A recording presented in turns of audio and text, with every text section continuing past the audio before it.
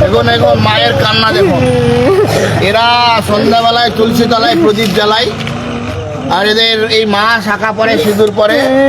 তাই এখানে বাংলার মুখ্যমন্ত্রীর ভাই দুধেল গায়েরা থাকে, তাই তারা এইভাবে বিজেপি করছে। গ্রামে গ্রামে এরাই মাইনরিটি, এরাই গ্রামে সংখ্যালঘু, এদের উপর অত্যাচার চালানো হচ্ছে। এদেরকে মারা হয়েছে, দেখুন কিভাবে মেরেছে। শুধুমাত্র এই ছেলেটাকে মেরেছে একটাই কারণে মেরেছে, আমাদের দিদির দুধেল গায়েরা।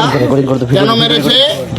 এ শুধুমাত্র ভারতীয় জনতা পার্টির বিজেপির পতাকাটা নিয়ে চলে আপনাকে মেরেছে। হ্যাঁ, মারতে শুরু করেছে, কোনো রকম বেঁচে নিজে জানটাকে বাঁচিয়েছে, ওরা পালিয়ে মাঠ থেকে পালিয়ে। তাহলে দেখুন কি চলছে।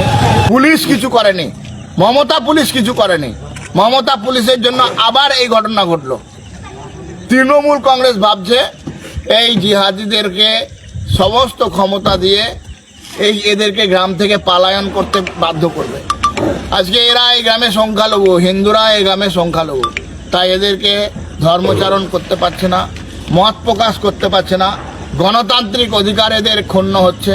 আমরা এই ঘটনার প্রতিবাদ জানাবো। আমি এসপি সাহেবের সঙ্গে কথা বলেছি, আমি অবজারভারের সঙ্গে কথা বলেছি। এরা বলেছে বিহিত ব্যবস্থা করব।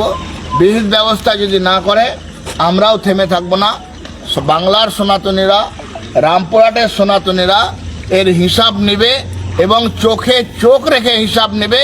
কোনো মতেই আমরা ছাড়বো না। মায়ের চোখের জল, এই মায়ের চোখের জলের হিসাব ভারতীয় জনতা পার্টি নেবে এবং লড়াই চোখে চোখ রেখেই হবে।